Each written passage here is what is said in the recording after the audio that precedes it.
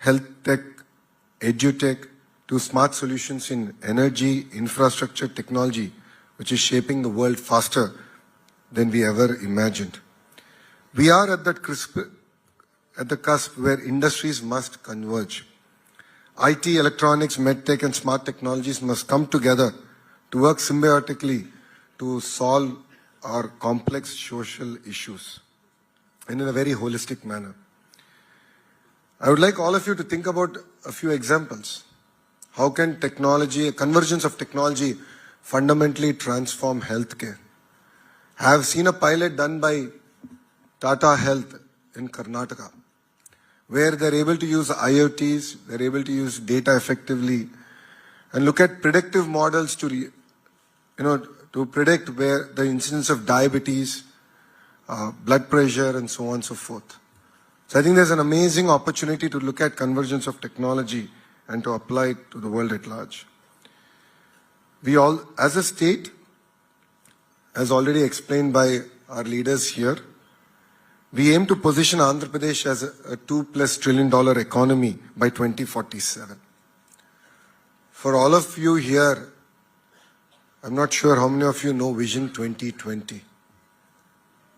I would like you to raise your hands if you have ever heard of Vision 2020. So I see all the gray hairs raising their hands. Okay, I also have a gray beard, so I'll raise my hand. But I think Gurunani sir can vouch for Vision 2020.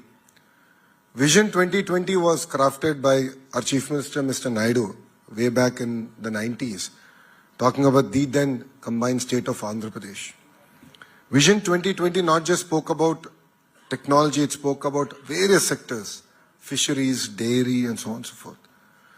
And it's actually amazing to see how that Vision 2020 turned out to be a reality. And I was lucky to be at the launch of Vision 2047. And our Home Minister, Anita Garu, is 1 year older than me. And both of us are sitting next to each other and thinking about how Vision 2020, we learnt about it in our school days. And now we are witnessing Vision 2047 being launched in front of our eyes. And if there's one thing that I can say under the leadership of Mr. Naidu, whatever he puts as a challenge, as a leader, he always delivers. And I'm sure under his leadership, we will deliver Vision 2047. In order for us to deliver on that vision, it's not just going to be about innovation. It's also going to be about how do we create future-ready job creators and job seekers. Andhra Pradesh is actively working to align its educational curriculum with the industry demands. We are bringing about a lot of reforms in the higher education, from the structure of the institution, the role of the regulatory bodies, to actually titans of the industries leading our government universities.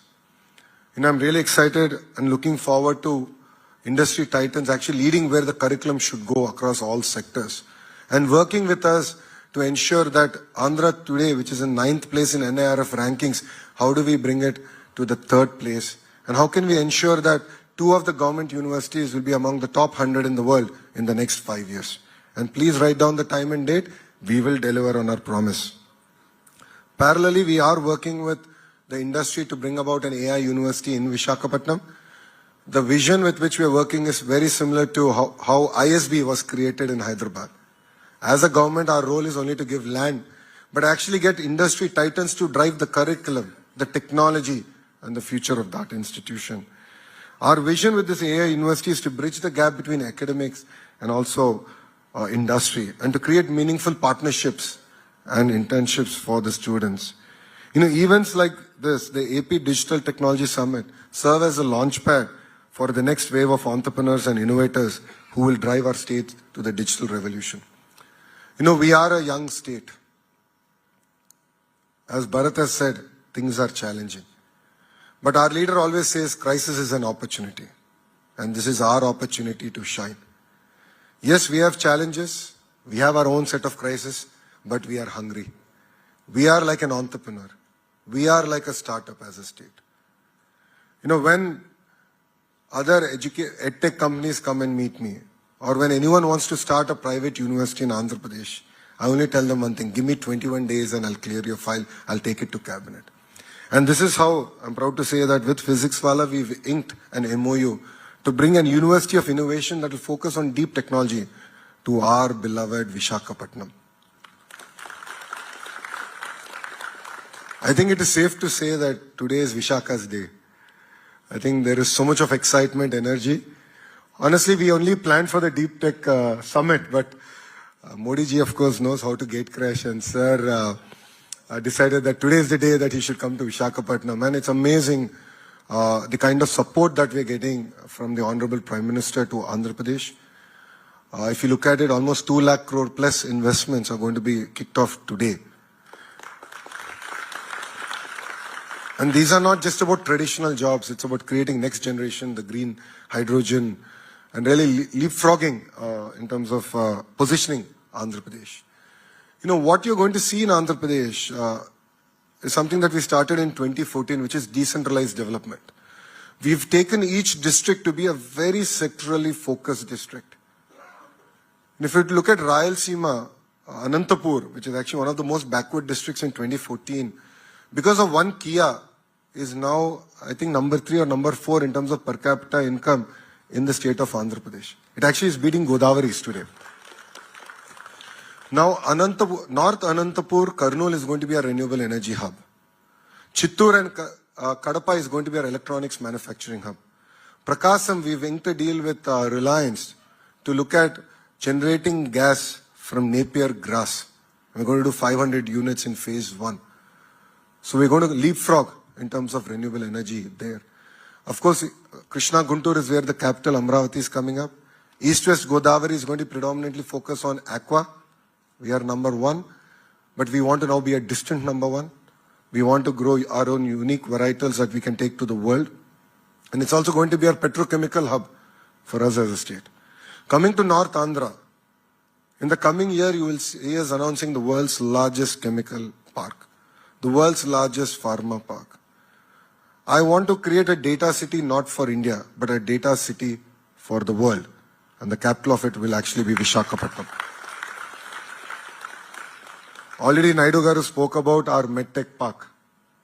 Against a lot of political resistance, against a lot of challenges in subsequent governments, the park is, I think, a gleaming example of what a visionary leader can do. And I think it was Mr. Naidu's will that actually saw that park through. And it really supported India during COVID. And I think as Vizagayites, we should be really, really proud of it. So we really believe in a decentralized development.